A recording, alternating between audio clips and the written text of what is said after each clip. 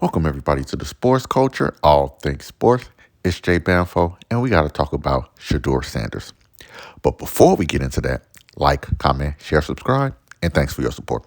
So today, the Cleveland Browns head coach, Kevin Stefanski, named Shedeur Sanders the starting quarterback for the remainder of the season. This comes after Shedeur had the best game of his young career, in which he threw for 364 yards and accounted for 4 touchdowns. First of all, I completely agree that Shedeur should start the rest of the season. He has shown that he is a capable quarterback so far this season, so it's only fair that he remains the starter. Now, with this performance, do I think the Cleveland Browns have found their quarterback of the future? Not at all. Now, I'm not going to take anything away from Shedeur and his performance versus the Tennessee Titans. He played an excellent game at the quarterback position, in which the offense was clicking unlike anything they've done this season. Now, the only problem is, and I just got to be honest, Shedeur played the worst team in the NFL. Prior to this win, the Titans were riding a 7-game losing streak and were in contention to getting the number 1 overall pick in next year's NFL draft. If there were ever a game in which Shedeur should have played well, it was this one. And once again, credit to him for that.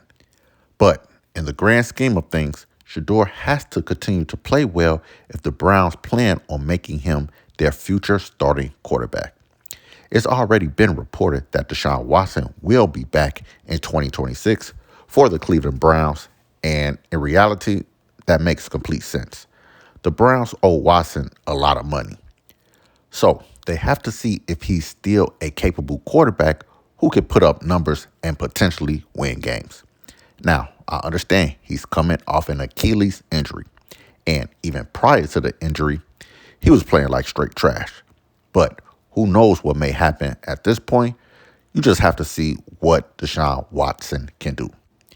Now, that may hinder the growth and development of Shedeur, but you really can't compare a 5th-round rookie quarterback to a former Pro Bowl quarterback who has a $230 million fully guaranteed contract. Now, it was one more thing that I want to touch on in the Browns versus Titans game. Now, Shedeur led the Browns back into the game, and they ended up being down by 2 with a chance to tie the game on a 2-point conversion. Now, as you saw, the Browns ended up running the play without Shedeur Sanders on the field, and it ended up being a disaster of a play. They lost the game, and the media is blaming Kevin Stefanski for taking Shedeur out of the game. Now, I actually completely understand people's frustration with the coach not having Shedeur in the game. His arms and legs brought them back from the dead, so it would have made sense for Shedeur to be in the game to potentially tie the game. The only thing that frustrates me is when people in the media say Coach Kevin Stefanski is sabotaging Shedeur Sanders. That rhetoric has been going on all season, and at this point, it just needs to stop. Coach Stefanski is a former 2-time NFL Coach of the Year. It just wouldn't make sense to try and ruin a young quarterback. He's done the best that he can under a not-so-ideal situation. Now, imagine this as an NFL coach. Going into the season, you had 2 veteran quarterbacks on your team. One named Joe Flacco and another named Kenny Pickett. Now, you also have 2 rookie quarterbacks who you had no plans on playing this season. But because the general manager traded both of your veteran quarterbacks, you end up playing rookie quarterbacks that wasn't in your plan. That's what happened with the Browns, and the media hasn't talked about it at all. Shedeur was not supposed to play this season.